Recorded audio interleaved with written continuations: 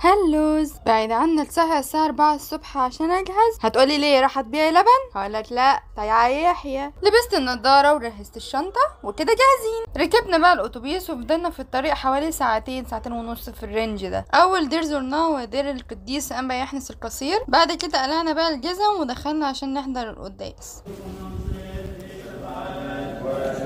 بعد كده رحنا فطرنا وتقريبا مفيش حد مكلش من حد، كلنا كلنا من كله. بعد كده ابونا اجتمع معانا وادانا كلمتين حلوين عن الخدمة وناداني واداني الصليب ده. بعد كده طلعنا على دير هو لسه يعني تحت الانشاء، وهو دير القديس ماريموروس والقديس اباسخريون. دخلنا بقى على الدير التالت وهو دير الانبا موسى. قلعنا بقى الجزم عشان ندخل نزور، والحق ينقال اليوم كله ما عملناش حاجه اكتر من ان احنا كنا بنقلع الجزم. وجوه بقى حصلت احسن صدفه ممكن اقابلها في حياتي. شبهها عليا صح؟ واللي فرحني ان هما كانوا كتير.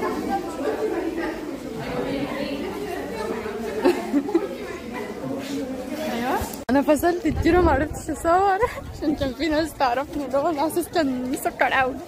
دخلنا بقى على دير الامير تدرس، وده دير للراهبات، وطبعا ما مشيناش قبل ما نعمل تمجيد للامير تدرس. المكان هناك بقى تحس ان انت دخلت هيفن على الارض، حاجه كده في منتهى الجمال والراحه النفسيه. وطبعا ما توسطش انا في الصور، معرفش يما ارحميني، اتصورت كمية صور هناك لا تعد. وده كان شكلي على العصر كده، ومنظر شعري كمان رطوبة زي ما انتم شايفين كده. وطبعا كنا جعانين جدا جدا، فاقتحمنا الاكل وشربنا عصير وظبطنا دنيتنا يعني.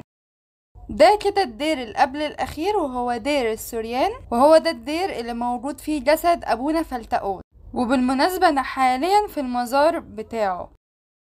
وموجود برضه في نفس المكان شجرة ماري إفرام السورياني، ودي مش شجرة الطاعة. شجرة الطاعة كانت موجودة في دير الأنبا يحنس القصير اللي هو أول دير زرناه، بس حاليا للأسف مش موجودة.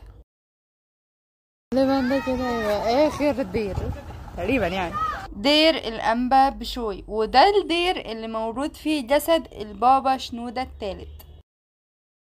بس طبعا كان لازم نعدي على جسد الانبا بشوي الاول اللي شال جسد السيد المسيح. ودلوقتي احنا في المزار اللي موجود فيه جسد البابا شنودة، ودي كل الكتب اللي هو كتبها، ودي كل متعلقاته اللي كانت موجودة معاه ايام ما كان معانا على الارض. ودي غالبا المقابر اللي موجود فيها الرهبان اللي كانوا مدفونين في الدير ده. وده منظري على اخر اليوم، غير ادمي بالمرة. روقوا بقى علينا بايس كريم، وكنت مستنية اللحظة اللي اكون فيها في البيت عشان انام. الحمد لله وصلت بالسلامة. كان مرهق بس كان كله بركة، والحمد لله عدى بسلام.